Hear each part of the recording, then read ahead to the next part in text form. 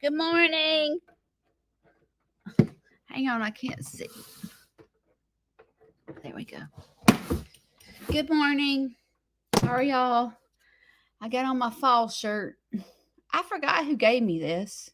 It's cute though. I don't remember if I bought it or I don't know. Good morning. Good morning. Good morning. Good morning. Today I have to go to a library. It is Is it still raining? It's like been pouring down raining all morning, and I had planned to take Jack to the library, and I told the kids I would, but Jack's eye looks like he has a marble in it. It's like sticking out, but the vet told me that it would do that. But I thought when she told me it would go to a bubble, I thought it would do it like a couple of days after surgery. I didn't realize it was going to do it. I don't know how long. I would say 2 weeks ago he had surgery, and it's just now come into that bubble, and it looks terrible. And so the last thing I'm going to do is take Jack away from home when I don't know if it hurts. It looks like it hurts. They shaved his eye when they did surgery. If you're just following me for the first time, Jack is my gander, which is a male goose, and he got pecked in the eye by a hen a couple of weeks ago, and he had to have his eye removed. And so he's learning to adjust, how to walk with one eye. And so it's been a little bit of a transition for him, but he is not going to the library with me today. And because it's pouring down raining, I'm like, do I really want to go out there and grab an animal and take it to the library in the pouring down rain? No. So I may disappoint the kids today. Today I decided to get the kids out of their comfort zone with my incubation project. So if you're just joining me, I my farm is a bit different from other channels that you may watch on YouTube. And the reason I say that is because number one, I'm a YouTuber and I'm open to the public, which is a bit unusual. I also, dadgummit, didn't even turn my curling iron on. Jeez, it's gonna be one of those days. Okay, I'll do my hair last. So my goal, I'm a nonprofit farm. I find ways to give back, whether it's to my own community or someone else, or right here on social media. I try to find ways to give back. So I go live in the mornings at 7 a.m. and I talk about mental health. What does that have to do with the farm? Nothing, but it has to do with me. And I am a mental health advocate. I believe in working on yourself on a daily basis. I feel like everybody has mental health problems. It's not like there's just people that have ADHD or people that, I don't know, have bipolar or something or depression. Everybody has mental health issues. Not everyone admits it, but everyone struggles with something in their life.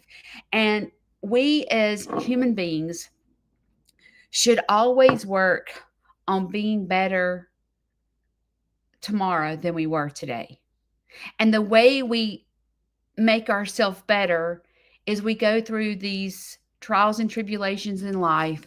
And if you don't come out learning something, you've missed your blessing. And unfortunately, sometimes in the middle of chaos, it's hard to see your blessing. It is hard. And a lot of things that seem detrimental to us is the way we can bless other people. And I feel like God uses strong people to teach others. And so a lot of times we feel picked on, or we feel, I don't know. I can't even explain. So basically, I talk about mental health. I also go into schools, and people come to my farm and do field trips, and I go into libraries to teach kids not to discriminate against people with disabilities. That is my goal. I really, when I first started my farm, I really didn't know where it was going. But over time, I have a passion for teaching people not to make fun of people, because I have been guilty of it myself. I don't sit here behind the screen and pretend like I got all my crap straight. The first thing I usually tell you guys is I'm a train wreck. I'm on the struggle bus. I'm trying to figure out how to, you know, keep myself afloat. And I talk about real life situations that I'm going through, that how I got to where I am today. And it is a daily walk. It is not a marathon. It is a daily walk. Sometimes it's an hourly walk. Sometimes it is a minute to minute walk, because I have to, I screw up all the time, and not on purpose, not on purpose. But today I want to talk about expectations, because that is where there's a couple of things that I struggle with the most. And expectations is one of them. And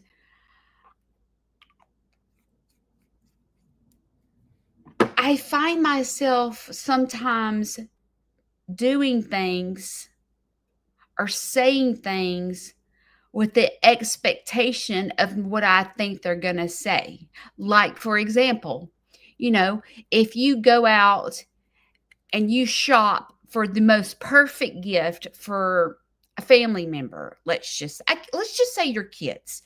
You go out and you shop, and you've had this gift stored in your closet for 3 months, and you can't wait to Christmas because it's the perfect gift for your daughter. And she's going to get ripped up excited about you giving her this gift. And then Christmas comes, and you are like, you have got, butterflies in your stomach because you're so excited to give her this gift. And then you give it to her and she goes, "Thank you."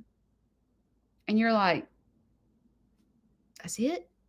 Because you had this expectation that she was going to get ripped up excited about this gift. And when she just says, "Thank you," then your expectations were that she was going to get super excited and run over and hug you and think you're the best mom in the whole wide world. And all she said was "thank you." And and the word "thank you" was kind, right? Because she said "thank you" for the gift, but it wasn't what you needed. You needed more of a reaction out of her than you got. So then in your head, she didn't like it. Even though she said "thank you," she didn't like it. Wow. I spent $500 on this gift, and it's been sitting in my closet for 3 months, and she don't even like the gift. Boy, I won't do that again. You know what I mean? We kind of do that. And you're like, when you go away and you're like, why didn't she like that gift? And you go, okay, let me check the facts. Did she say she didn't like that gift? No. What did she do? And you're like, when you break it down and you go, well, she said "thank you." And that was kind. She said "thank you." She wasn't being disrespectful. She said "thank you." And you're like, okay, well, what's wrong with me then? Why am I upset? Why am I upset? Because I feel like she didn't like the gift. And then, if you go approach her and you go, "Did you not like your gift?" "Mom, I said "thank you." "I know, but that was all you said. I thought you would get excited." "Mom, I don't, what do you want from me? I said "thank you." What? I don't understand." And you're like, Dude, I needed you to go to the front yard and do some back handsprings and a toe touch because you were so excited to open the gift from me. That's what I needed from you. So when you go away and you check the facts, you begin to learn that she was grateful. She did say thank you. But the problem was the expectation that you were thinking would happen when she opened the gift, it didn't happen. So now you're left feeling, well, I'll never do that again. That ungrateful little girl. Because you think she's ungrateful because you didn't get the reaction that you needed from her. I am so guilty. I am so guilty about that. So I was thinking about, in April, I will officially be a senior citizen. I will be 55. And I was thinking about how life has changed and how I don't understand my kids' generation, even though I raised them. I don't understand that generation at all. And I think anybody my age would agree that you're having a hard time understanding the generations below us because things are different. And we set expectations of things should be like when we were kids. Like, for example, if you're scrolling through Facebook and you see a funny post about growing up, our seatbelt was mom throwing her hand over you when she was slamming on the brakes because we didn't wear seatbelts back then. Excuse me, you see a post like that and you're like, oh, kids have no clue. Like we rode in the back of the truck, on the highway, because that's just what we did. And like nowadays, if somebody rode in the back of the truck, they would get a ticket because they're not in their seatbelt. It's like as generations have gone forward, they realized that was unsafe for people not to wear a seatbelt in the car. So then what happens? Laws are set in place where it's against the law if you don't have a seatbelt. I laughed at my son. My son is they're having a baby in December. And I was on the phone with him and he was like, daddyhood was already setting in. And he said, I think she gets 12 weeks maternity leave. And I'm like, it must be nice. We didn't get 12 weeks. You know what I'm saying? 6 weeks and our butts were back to work, And he's like, Mom, she only gets 12 weeks of maternity leave. I cannot put my daughter in daycare at 12 weeks old. And I'm sitting there going, dude, when you were a kid, I had to go drop you off at daycare at 6 weeks old. And you're worried about 12 weeks? Like, really? And nowadays, the dads get maternity leave. And I'm like, when I was pregnant with you, it was all me. Dad had to go to work. I was the one who had to do everything, get up with you at night because dad had to go to work. There wasn't two to take care of you. It was me. And then dad was up all night trying to go to work the next day. I'm like, things have changed. But like, I sit there and think about like, we expect the younger generation to go through what we went through. Like, for example, I don't know how old you were, but I graduated high school and my mom said, go get a job if you're not going to school because we got kicked off our parents' insurance at like 18, 19 years old. We didn't get to wait till we were 26. They kicked our butts off like at 18 or 19. And mom was like, if you're not going to school, you're going to get a job to get insurance. And I'm like, in our head, our expectations are like, these kids are spoiled. They ain't got a clue. They have no clue what it's like, what we went through. And as Shane and I, our kids are having kids, like, for example, our expectation of a baby shower. Back in the day, when I had kids, the baby shower, the men didn't go to baby showers. Like, you dressed up in a dress, all dressed up. You go wherever you're having the baby shower. Mine was at the church. So I go to the church. All the women come to the baby shower, and we eat pettifours and nuts and mints. There was no like a spread of food. It was just like, I don't know, what did y'all have at your baby shower? It was just like, little mints and nuts and pettifours. And they had little baby booties on the pettifours or whatever. And the woman sat down, like, you mingle a little bit, and you always had punch, like punch. Love punch. And then the woman sat down and opened gifts. The mother. And and you said thank you. And listen, back in my day, my mother would have spanked my tail if I didn't send a thank you note. Like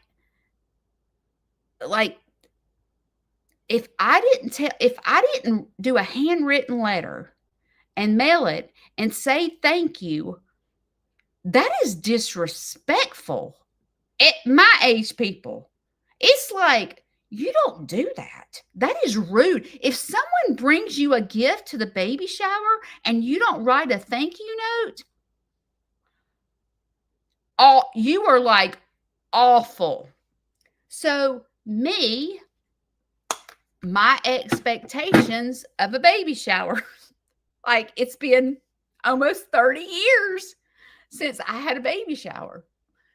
And so as Shane and I are entering the grandparent world, our expectations of a baby shower is the same. So as I approach my own grandkids' baby shower, I think we're going to have pettifours. And we're going to sit down and open gifts and wear dresses. That's what I think. But the new generation, they do things differently. And I'm sitting here going, we're doing what? So the baby shower that I'm going to is a Halloween party. And we dress up in Halloween costumes at the baby shower. And I was like, what are we doing? Because I'm an old fogey and I don't know what's new in the world because I've not done this before, right? And I'm like, okay, we're going to dress up in Halloween costume. And I'm thinking, well, what am I going to dress up as? And I was talking to my ex-husband. I'm trying to learn not to hate him. I'm trying really hard because I've got a grandbaby coming. The last thing I need to do is have hate in my heart. So I was talking to him the other day and I was like, what are you dressing up as? And he was like, I hadn't decided, but Judy, if you don't dress up as a chicken, I mean, come on, you're the chicken lady. You've got to dress up as a chicken. So I was like, okay, so I'm going to a baby shower dressed up like a chicken. Boy, this is so different. And so then, she did a invitation. Well, back in the day, we got an invitation in the mail, right? So, like, my generation didn't really understand the online generation thing with the QR codes. So she sent it to me and she was like, "What do you think about this?" And I said, "I'm just going to tell you that my generation, what I don't understand, like if somebody gives you a QR code, a picture, I don't understand what you do with it. Like my generation, like we don't understand that. So I told her, I said, I'm just going to here to tell you, me and older, like my stepmom, Larry, me, we don't know what to do with the QR code. So we do know what to do with the link. But like back in the day when I was pregnant, uh we went physically into, let's just say, I forgot, the baby store. I think that's what it was called. And we had to go physically with the gun and scan what we wanted. So then when people went to buy our gifts, they had to go to the store and say, "Here, I'm here for Judy's registry and I need to get the list." And they printed out the list and we walked around the store to see what they wanted. Nowadays, no one goes into the store. They send an electronic baby shower invitation with QR codes and you buy everything online. My my generation and older were like, I mean, we're starting to understand, like we understand, buying things online. I mean, we're not that ancient. Like we know what Amazon is. We know how to order something online, but it's like the average person that's my age and older, we don't, if you gave us a QR code and we can't just touch it and click it, we don't know to, okay, you screenshot it, you save it to your photos, and then you touch the QR code and it takes you. We don't know that. We don't know that. Our expectation is just tell us where you're registered. We'll go into the store and have a print off sheet and walk around the store and get what we want. We don't understand. And back when I was pregnant, we didn't do maternity photos. We didn't do that. And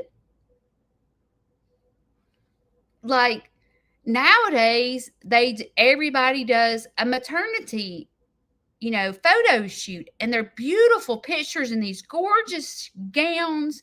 They're gorgeous. I'm like, man, I wish we'd have done that when I was pregnant. But I wasn't this beautiful pregnant girl. Like my daughter-in-law is beautiful. Like she's all belly. I was fat all over. My face was this big around, and my daughter-in-law is she's all belly. Guy's pregnant all over. But anyway, they do photo shoots, and our expectations of a pregnant woman back when I was pregnant 30 years ago, they had maternity stores, and you walked in and bought a maternity outfit. And like that was almost like exciting is when you got big enough to go wear maternity clothes because they were comfortable, because you were sitting there trying, like nothing fits you anymore. So you couldn't wait to go to the maternity store to actually get maternity clothes. Like that was exciting to me. I don't know about you, but like I couldn't wait. And nowadays, their maternity pictures, they actually show their belly. And we're like, we would have never done that. We would have never done that. I don't know where like that came from, but like, you know how they they have these maternity their dresses that have a split, and they split their belly show, and they are in this gorgeous dress and their belly sticking out. And if they had another baby, the like the toddler might be kissing the stomach, the bare stomach. Like in our generation, the expectations, we didn't even do maternity pictures. I don't know. If I showed you what I look like pregnant, you wouldn't have wanted maternity pictures, okay? It was a train wreck. But another thing is like the maternity clothes now, I had to like when like people come to tour and stuff and they're pregnant, I'm like, because nowadays, like back in our generation, our expectations of maternity clothes is, like the fitted shirt little fitted shirts that come to here, and then it spreads out, for nowadays they wear crop tops pregnant with their bellies sticking out, and we're like, our generation, we're like, I'm not used to that. That's not what we did back in the day. We expect the younger generation to do what we did because it doesn't seem like,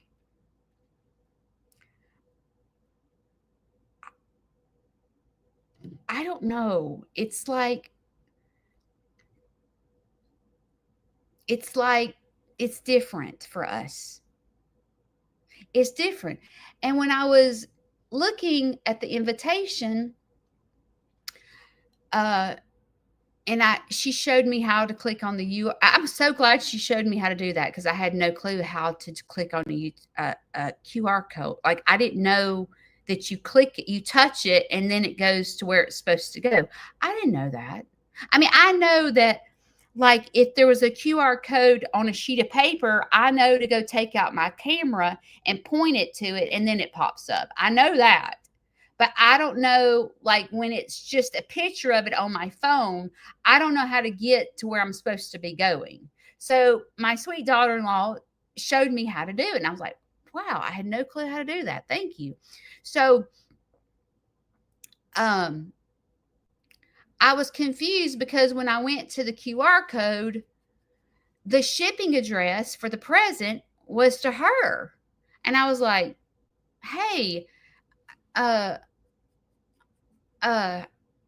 this is shipping to you. And I bought them a baby bed. And I was like, I was going to have Shane put the baby bed together. And that way my son wouldn't have to put it together. You know what I'm saying? So I was like, I was going to ship it to the house and let Shane put it together and bring it for the baby shower. And she said, oh no, you just ship it to my house. I said, I know, but then Corbin's going to have to put the bed together. And I said, if I ship the gifts to you today and it's September, I have no gift to bring to the baby shower. And then I'm going to look like the grandmother that didn't even buy the grandkid a gift. And she was like, that's not how we do things now. I was like, what do you do? And she goes, people ship the gifts to us and we don't open presents at the baby shower. And I was like, oh, I can tell I'm a senior citizen because I don't understand anything. It's like they have to tell me because I don't understand. And so I said, so nobody opens gifts at the baby shower anymore? And she said, no. And I thought, well, what do we do? Like, I don't know. But nowadays, things are different. So at the baby shower, I'm going to be a chicken and I'm coming with no gift. And I'm like, wow, okay, I've got to learn how to adjust with the new generation because I'm so left behind. I have officially become the senior citizen that does not understand our younger generation. And the reason I don't understand the younger generation is because we have expectations that things are done the way they were done 30 years ago. And that is not how life is. But if I took it backwards and I took it to, let's just say, my grandmother's generation, okay? I wish my grandmother was here. But my grandmother would have been 100 and some odd years old. She died when she was 99. And I wish I would just ask questions, but I sit here and wonder 100 years ago what it was like. Like, did they even have baby showers? Probably not. I mean, what did they do? You know what I mean? So if you're like, let's just say in your 80s or higher, did y'all, or even 60s or 70s, did y'all have baby showers? I'm pretty sure that generation did. I don't know when baby showers started happening, but I'm pretty sure, like, for someone that grew up like 100 years ago, if they didn't have baby showers, and then I got pregnant and I said, "Hey, Meemaw," or she got an invitation in the mail that said, "Hey, Judy's having a baby shower," she'd be like, "What is a baby shower? What baby shower? Wait a minute. She's asking for gifts from other people? Like, are you kidding? We had to buy that crap ourselves." And she's asking for all of us to buy her stuff. She's the one that got pregnant.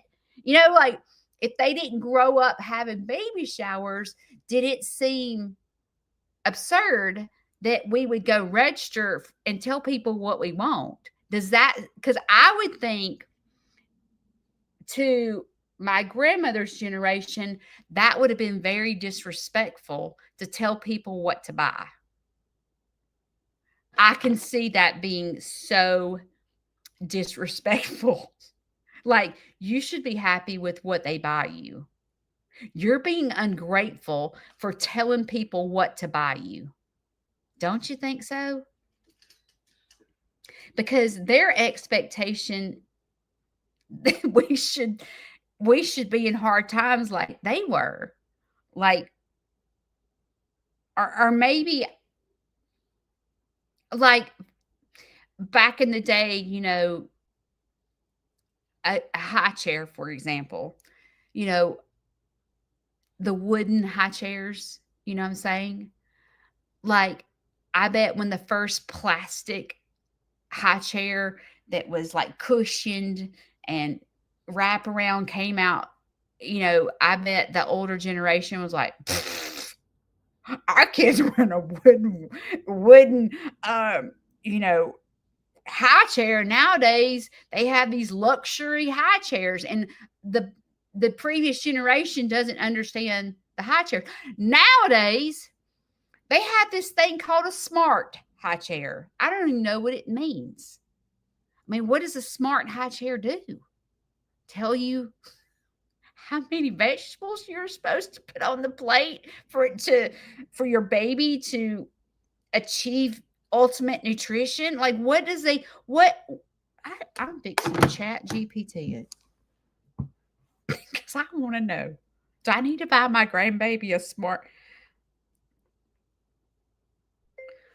What is a smart high chair? Let's see what this does.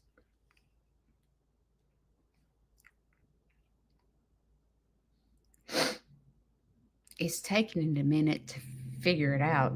Chat GPT might not even know what a smart high chair is.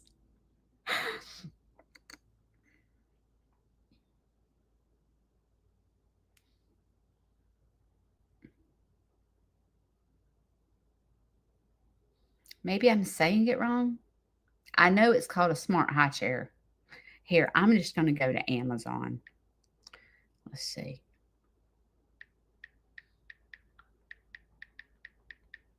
See, our generation has expectations.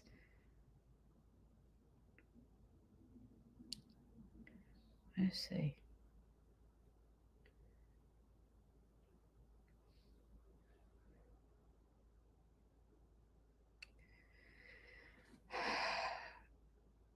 Oh, how luxury is this? Can you imagine? A smart high chair is basically one that folds up and you can put it away. See how you fold it and put it away?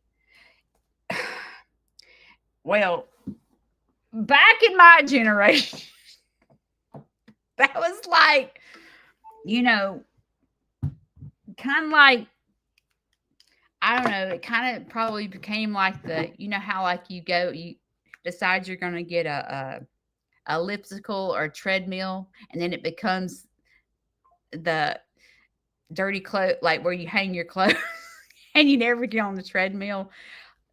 Okay, how nice would it have been in my day to be able to fold the high chair up and get it out of my kitchen? I'm screaming. We didn't have no fold up high chair. But back in the day, at my grandmother's generation, they didn't even have, like, theirs was a wooden. So, like, you think about our expectations of the way things have changed so much. I mean, if you even think about the cell phone, okay? Like when when I was a kid, I had a single mother. I was raised by a single mother. And we had one telephone. Okay? And it was on the wall, right? Y'all know this. The telephone was on the wall, and we always had to stretch the cord so we could sit on the couch with the telephone, because our telephone was on the kitchen wall. I don't know where your telephone was, but we only had one telephone in the entire house. You were rich if you had more than one telephone in the house. Like, if you had the telephone beside the recliner, you were the rich kid, okay? Because back when I was growing up, we were more of the poor kids, okay? And we had the one telephone on the kitchen wall. And my mother, because Greg and my brother, became teenagers, and teenagers talk on the phone a lot, right? Back in the day, that's what we did. We talked on the phone to our boyfriend or girlfriend. And me and Greg used to fight over the telephone. Okay. We would get home from school and we would get on the telephone, and he would go, "Let me have the phone." And I'd be like, "I'm not getting on." And then he'd go hang up on the person that I was talking to. And then me and him would get in a fight because he hung up on my boyfriend. And like, it got to be terrible. And my mother, being a single mother, she got tired of trying to call the house to check on us or to tell us something, and she couldn't get through because we were always on the telephone. Well, then call waiting came, right? We were uptown. Y'all remember when we got call waiting? Call waiting. Most people that follow me are my age or older, but call waiting came where you were on the phone, you got a beep, and that meant somebody else was calling in. And my mother was so excited to get call waiting. That way she could call, "Are y'all okay? Put this in the crock pot. You need to clean the kitchen," or whatever she was trying to tell us. And we had call waiting. Well, it got to the point because then we got three-way calling. Woo! We were up there because we could take the first call and the second call and combine them, and three people could talk at one time. And we went, but we had to pay extra to have three-way call. Wait, I think you had to pay extra to have call waiting. I'm pretty sure you did. And then it was extra to have three-way calling. No, you could automatically do three-way calling, but it cost you money. But we had control. There were no parental controls. So Greg and I would do three-way calling, and then my mother would get the phone bill. And Greg and I had three-way called everybody and their grandmother. Okay. Well, then it got to the point because when you did call waiting or you did three-way calling, the phone was busy again. So mom couldn't get through to us. So she ended up, I don't know, let's just say for Christmas. For Christmas one year, she gave Greg and I a phone for our bedroom that had a totally different number. To this day, I think I remember the phone number to it. But Greg and I, we were the rich kids. We had our own phone in our bedroom. So what would happen is, you know, Greg and I would end up using the phone in our bedroom, and the phone in the kitchen was available. So if we were on our phone in the, like say Greg was on the phone in the bedroom, mom could call the kitchen and get through to us. But do you think that we got our fat butts up to go answer the phone when it was ringing when we were on the phone with our boyfriend? No.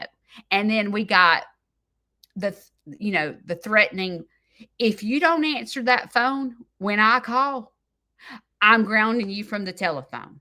So when that phone rings, you are to get out of your bedroom and go answer that phone because I'm calling for a reason. We got that call. Well, then Greg and I began to fight because we had one line and I had the telephone in my room and his room. And I would want to talk to my boyfriend and he would want to talk to his girlfriend. And there was only one phone line. And we would begin to fight over so then what ended up happening is one of us would go to the kitchen to use that phone and one of us would go to the bedroom to use that phone. So then when mom tried to call again, she couldn't get through. God love her. This generation ahead of us, they have no clue. They have no clue what it's like. Now, they do know. I'm trying to think. So, my whole life, I worked for Verizon Wireless. Okay. So, I did have a bag phone, but I didn't have kids when the bag phone was out. I remember my kids were like 7 years old when I worked for Verizon, when I started to work for Verizon. And they had this phone come out. It was called a Migo phone.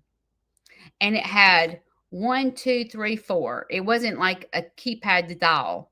They could call 4 numbers and that was it. And it was called a Migo. It was a bright green phone. So I bought Corbin, Vanson, and Packy all a Migo phone.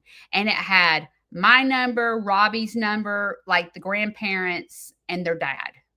Or, it was just, and they could call and that was it. There was no texting, nothing like that. And they were 7 years old and they had the Migo phone. And they thought they were uptown because I worked for Verizon and none of their friends had a Migo phone, but they had a Migo phone. And so needless to say, because I worked in the wireless industry, my kids always had the updated cellular device. The flip phone came out, then the iPhone came out. My kids always were up to date on that.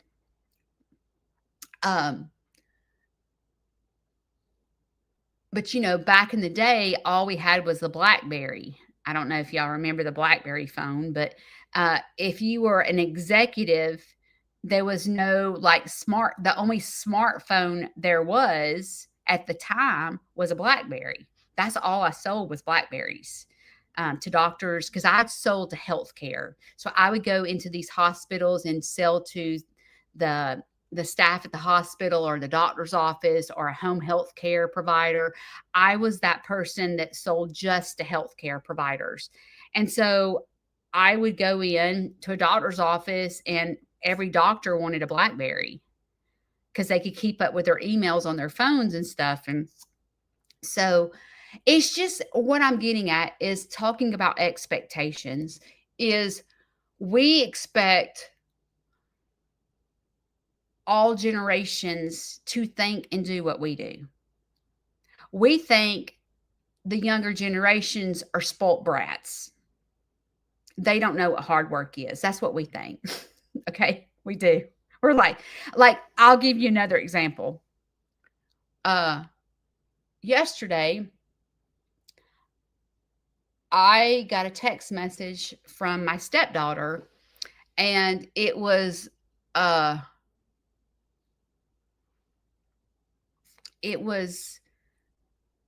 where my grandson, he's in I think 4th grade or 5th grade. I forgot what grade he's in. Golly, I'm a terrible grandmother. And you know how you have to sell stuff for the school? You know what I'm talking about? Well, my stepdaughter sent me a link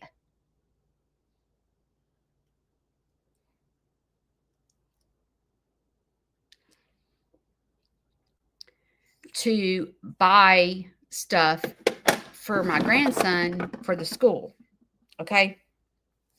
And so I went out there and I clicked the link and it's like the same old crap. I feel like I could do better at a marketing for schools.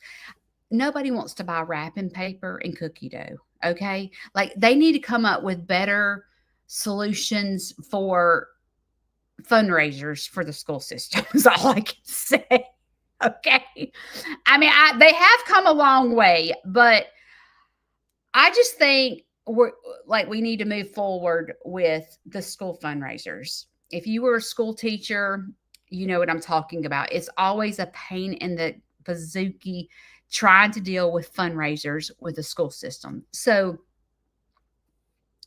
she sent me the link so that I could order something to support Eli's school. Now, I have no idea like what it's for. What are they raising money for? If you're a school teacher and you're following me, maybe you can tell us like what is this money going for? I don't know. I mean, maybe a school party, the teachers' decorations. I think the teachers have to pay for their own decorations in their classroom out of their own pocket, which is sad to me. But I don't know why I'm buying wrapping paper. She didn't tell me. But when she sent me the link, I kind of chuckled. And Shane got home and I said, "Hey, Shelby sent me a link for us to buy something off Eli's school to support his school." I said, "What do you want to buy?" I said, "I want you to look at it. I don't know what to buy." I mean, the last thing we need is cookie dough, okay? Because Shane and I are a train wreck. And so we sat there and chuckled. Now, I want to take you back in time. When you were a kid and you got the little pamphlet to sell something at a school, what did your mom tell you to do? That is the $1 million question. So your school sends you home. You got to go sell wrapping paper. What did your moms tell you? I'll tell you what me and Shane's mom told us. Okay. I got to put my glasses on. I want to read your comments. Hang on.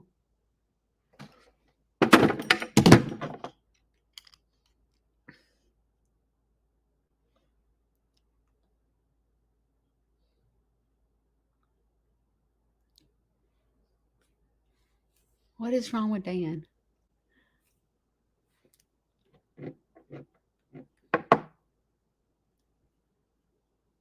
Oh, Dan, I'm so sorry.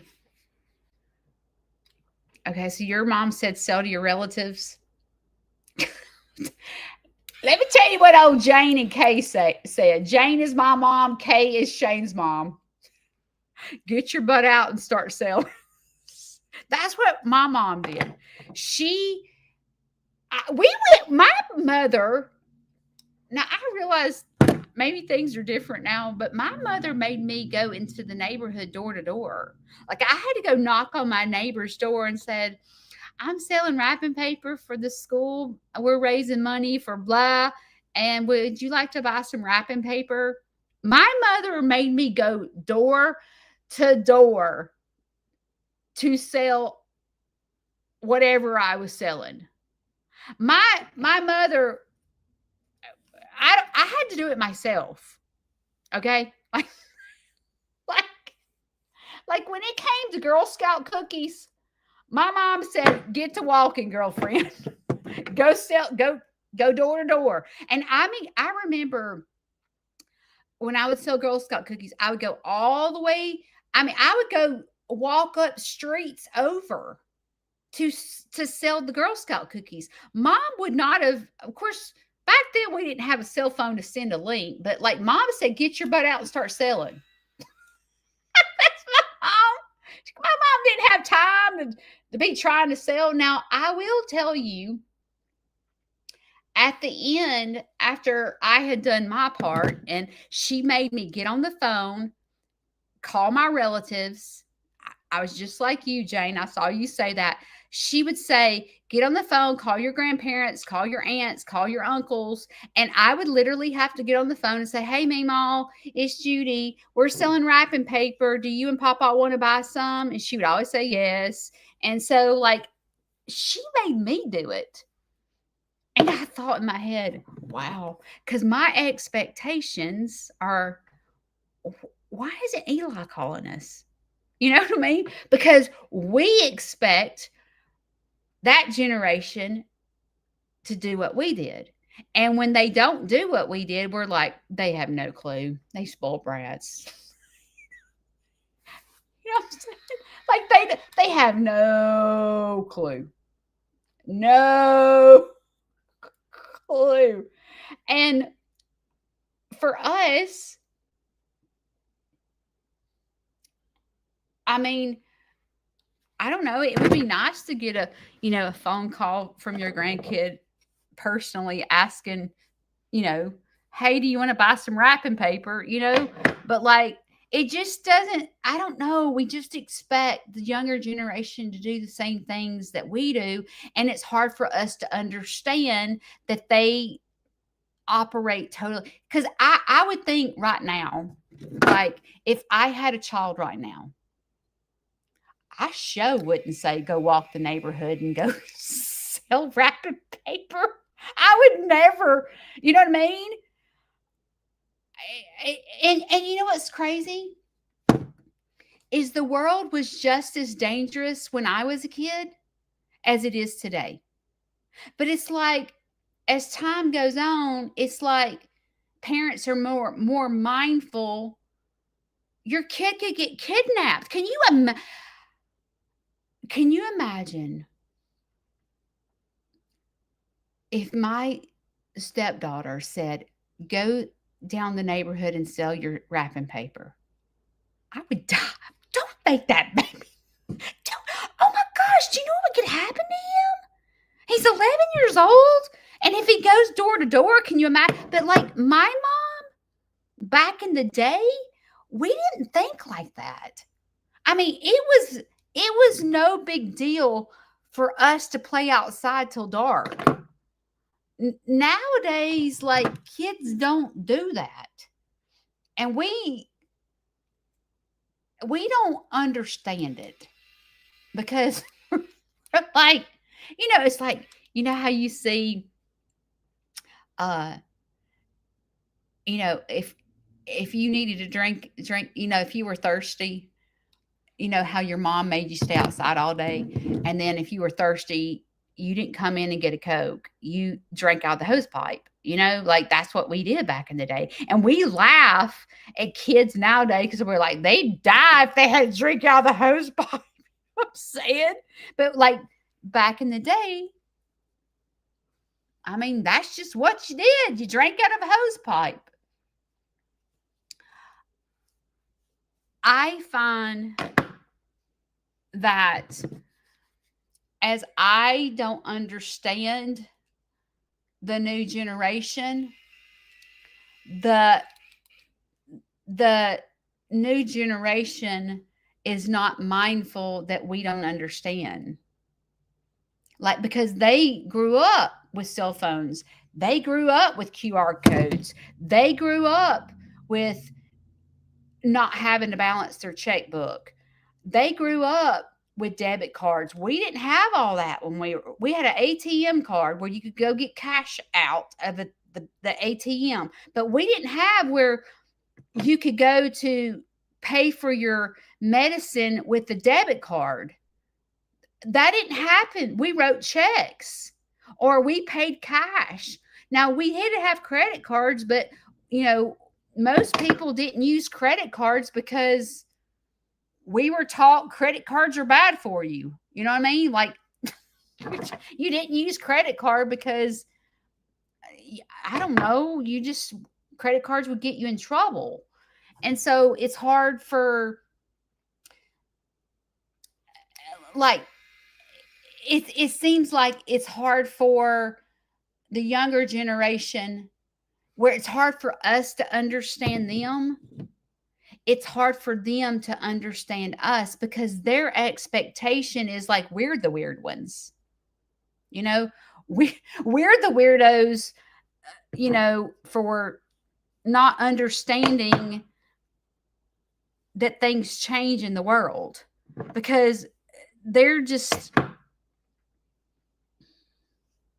like, for example, you know how I said back in the day, like when you graduated high school, would you not have gotten a spanking if people sent you money for graduation and you didn't write them a thank you letter? Would your mom not spank your butt?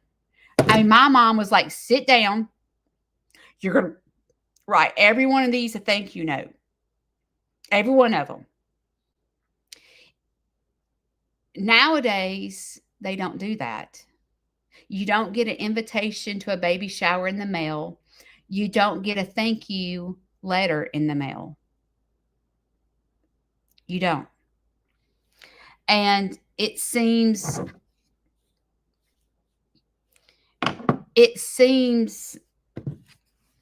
disrespectful to us. I will tell you this. This is how old school I am. I used to be a regular to church, okay? I did. Back in the day, I used to go to church all the time. And our preacher started using an iPad to preach. It bugged the stew out of me. I felt, this is just my own opinion, but I felt like it was disrespectful. I'm like, I don't know, like, when I think,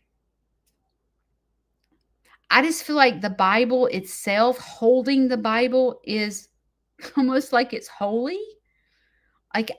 Like I've always been to preaching where the preacher says, turn to Philippians 4:13. And you hear the pages turn in church and everybody's turning the Bible to Philippians 4:13, and you read it together as a congregation. Like, I'm a little old school when it comes to that. It just feels, I feel connected when the Bible is in my hand versus reading the Bible on my cell phone or iPad. And I had a hard time adjusting to being okay with my preacher preaching from an iPad. It bothered me forever. It did. I couldn't stand it. It felt like, it almost felt like I was disrespecting God.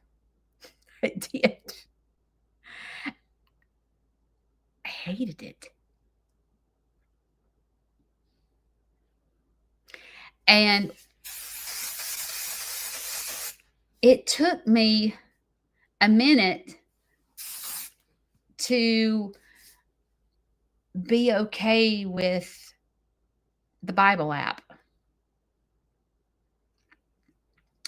When I made a commitment that I was going to read the Bible all the way through before I turned 50, that was my goal.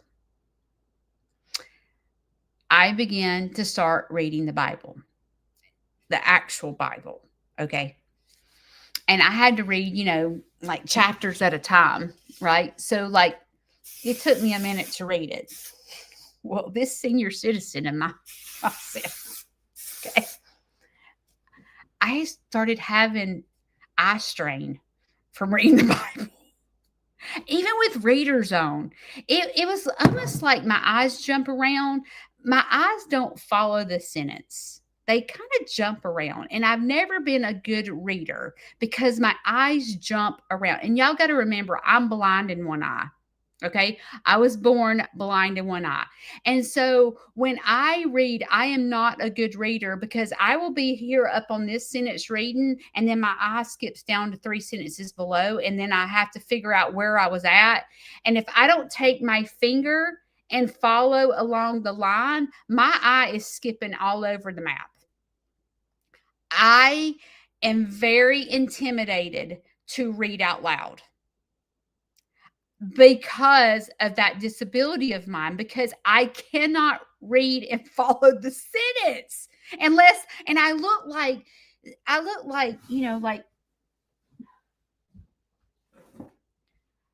like this is me reading. I have to go. And I don't flow because I will be up here on this sentence, and the next thing you know, my eyes down here, and I'm like, oh, wait a minute, I'm on this sentence, and then I'm like, oh, where was I at? And then I lose my place, and it's always been a crutch of mine.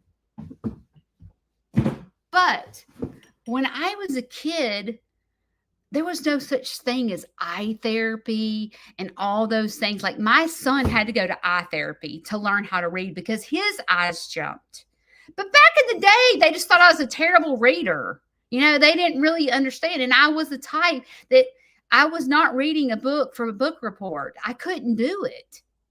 But I didn't know how to explain why I couldn't do it. So it took me getting older to understand my daggum eye doesn't follow the sentence. So when I began to read the Bible all the way through, and I had to sit there and look at this little bitty Bible, I would get a headache from straining to see the Bible. And I even went to the Christian bookstore and bought a big print. It didn't work. So that forced me to download the Bible app because I couldn't meet my goal of reading the Bible all the way through. So I downloaded the Bible app because my brother went, well, Judy, do you know how easy it is to look up scripture? Like, all you do is put in 1 Corinthians 4:13 and bam, it comes up. You don't have to sit there and flip pages. I was like, that seems disrespectful to me. You know what I mean? And when I downloaded the Bible app and realized how easy it was to find scripture, I was like, oh. And then I could blow up the chapter and I could see it in big words so that I could read fast. I was like, oh, this is better than sliced bread. Oh my gosh, this thing that I thought was disrespectful is actually the best thing ever. And I still had the kind of thought process that I'm old school. It seems like it seems a little disrespectful not to actually hold the Bible. I can remember back in the day, I loved going to the Christian bookstores, and like if I wanted to buy a new Bible, like I would spend hours in there. There was this Bible called the Drake Bible. I think that's what it was called. That's what I begged for Christmas one year. And it was because they came out with a little commentary on the side where it would tell you what certain words mean. Like if it was a Hebrew word, it would tell you what it means. And so you were able to really study the Bible better. But the Bible was like this big. And I just remember like that's all I wanted for Christmas. But it's hard I have expectations because I was brought up flipping through scripture. I was brought up, in Bible school going Genesis, Exodus, Leviticus, Numbers, Deuteronomy. I had to learn all the chapters in the Bible. And, we would have Bible drills where they would go, turn to Psalms 3:16. And you would, whoever was the quickest to find the scripture. That was how it was back in the day. And like we used to have contests at who could find the scripture the fastest because we had the books of the Bibles memorized. And nowadays, they don't have to memorize it because they can literally type in their phone Romans 4:6.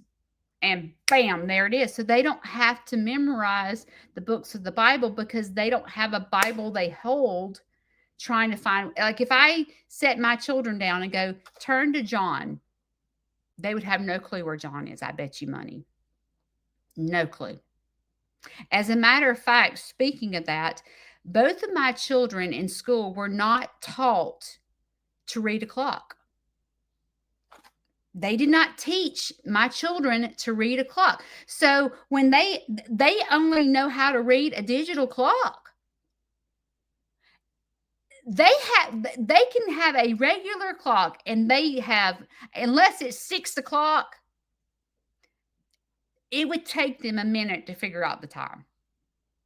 Like where I can look at 10 to 8 and I go, it's 10 to 8, like within seconds. They can't do that. I wonder if they can to this day. I don't know. It used to drive me crazy that they did not teach. What time is it? Am I talking way too long? Yes. Okay.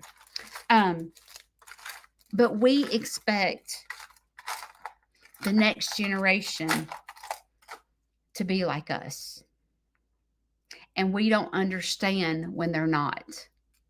But they don't understand when we don't understand their generation. And it's like, it almost like when someone says to you,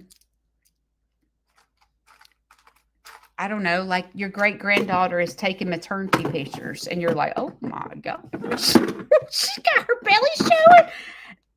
Meemaw, that's what people do now. Like, and you're like, oh, okay, it's different.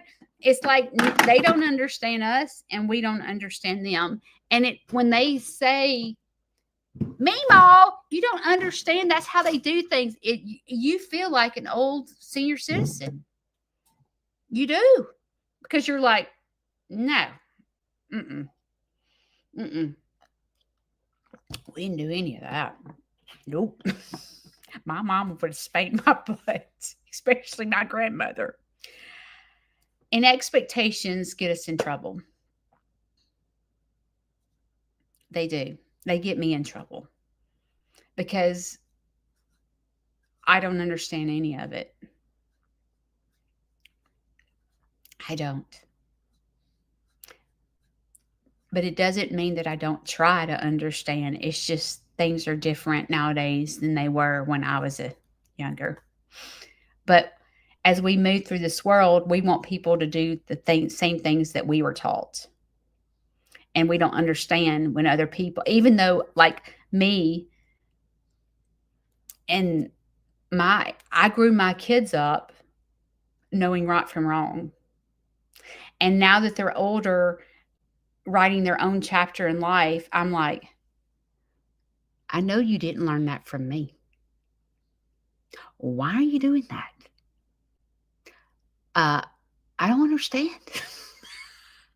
I didn't teach you any of that. And it's like they get their own mind and you're just like, and you just have to sit here and shut up. And it's hard. All right. I enjoyed our little talk. It was a little bit different from I normally talk. Just remember that in life you have choices I want you to study expectations, because expectations make you sit it out, because you will find your feelings hurt. You will find letdowns, expectation. Anytime you give something and you have an expectation of what it should be like, you're going to be let down. Dancing is trying to go, I'm going to do this and expect nothing in return. And I'm not just talking about giving gifts with expectations. I'm talking about if you're in an altercation with somebody, and let's say that you and a friend are in a fight, and you write her a letter and you expect her to respond to you the way, like, and y'all make up and she doesn't want to make up with you. If your expectations of sending her a letter and just kind of making things smooth, if your expectation is for her to understand and y'all to get back together and be friends again, you're in trouble. I'm guilty of it. Okay. Not everyone thinks like you. When you write a letter to someone to say, hey, let's make this right, you have to expect that it may not be the way you think it is. They may not interpret it the way you meant it. You have to know that. But you have to write the letter to clear your own conscience. As a God-fearing woman, I have to write the letter to know that I did everything I could.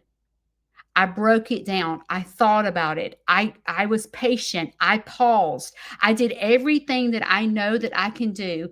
And then if that person doesn't accept it, you have to go through life and go, okay, I can't control this.